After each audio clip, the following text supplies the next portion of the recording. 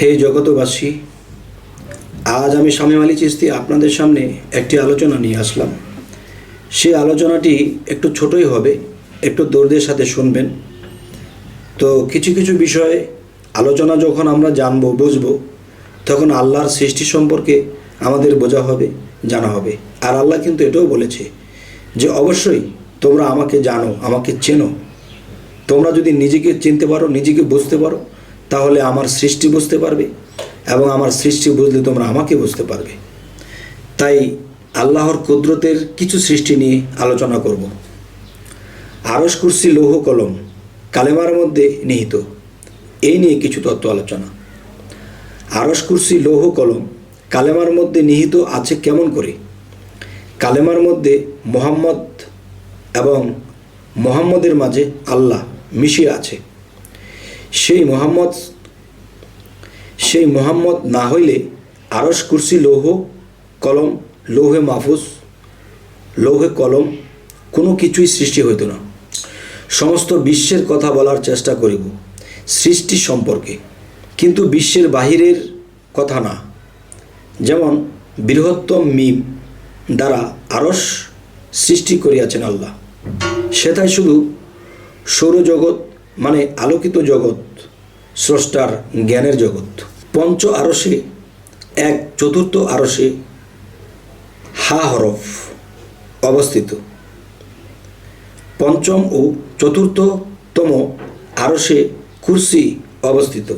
সেই আরশে আল্লাহ সিংহাসন রাখিয়া বসবেন।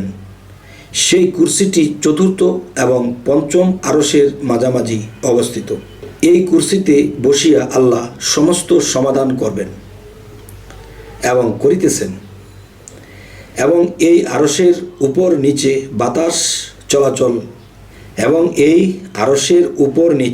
বাতাস চলাচল চলছে হরদম।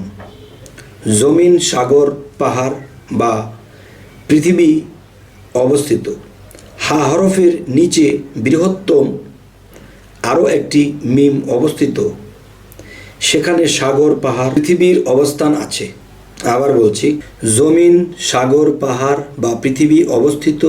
হা হরফের নিচে বৃহত্তম আরও একটি মিম অবস্থিত, সেখানে সাগর, পাহাড় ও পৃথিবীর অবস্থান আছে। যেখানে মানুষ বা প্রাণীদের জন্ম হইয়া থাকে এবং মৃত্যু হইয়া থাকে। সমস্ত লাভ ক্ষতি এই পৃথিবীতেই হইয়া থাকে, এবং বেহেশত ও দোজখ এখানেই খুঁজিয়া নিতে হয়। আর মূলত এখানেই বেহেশত, এখানেই দোজখ সৃষ্টি হয়, এবং জন্ম মৃত্যুর থেকে এইখান থেকেই মুক্তি নিতে হয়। এই পৃথিবী থেকে যাহারা মুক্তি নিতে পারে না, তাহারা আর কখনো কোথাও থেকে মুক্তি নিতে পারিবে না। দাল অক্ষরটিতে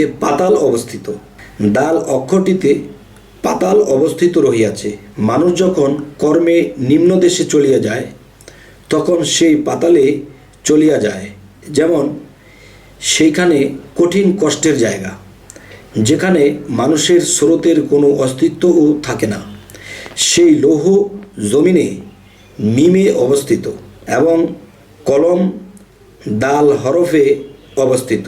এই বেদান্ত না জানা পর্যন্ত আধ্যাত্মিক জ্ঞান লাভ করা যায় না। মান আরাফা সম্বন্ধে যার জ্ঞান নাই, তিনি কখনো এই বিষয়টি মান আরাফার সম্বন্ধে যার কোনো জ্ঞান নাই, তিনি কখনো এই বিষয়গুলি বুঝবেন না।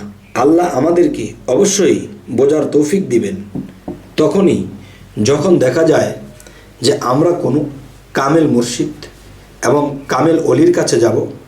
তখন তিনি কিন্তু আল্লাহর সাথে সম্পর্ক করিয়াছেন। কিভাবে সম্পর্ক করিয়াছেন তিনি জানেন, এবং কিভাবে আল্লাহর কাছ থেকে এই জ্ঞানগুলো লাভ করেছেন তিনি জানে।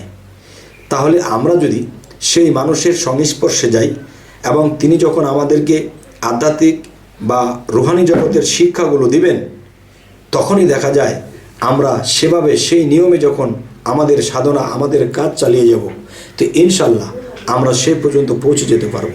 তবে হে জগতবাসী, আজকের এই আলোচনার মূল হলো কি? আরশ কুরসি লৌহ কলম কালেমার মধ্যে নিহিত। তো এই বিষয়ে আপনাদেরকে আমি কতটুকু বোঝাতে পারলাম অবশ্যই আমাদেরকে কমেন্টে জানাবেন। আর পরবর্তীতে আমরা যেন আপনাদের কাছে এরকম ভিডিও আরও পৌঁছাতে পারি, তো আমাদের চ্যানেলটি যদি আপনাদের ভালো লাগে তো অবশ্যই সাবস্ক্রাইব করে রাখুন, পরবর্তীতে যেন আপনাদের সাথে সাক্ষাৎ হয়ে যায়। তো আজ এ বলেই রাখবো, সকলে ভালো থাকবেন। আল্লাহ হাফিজ।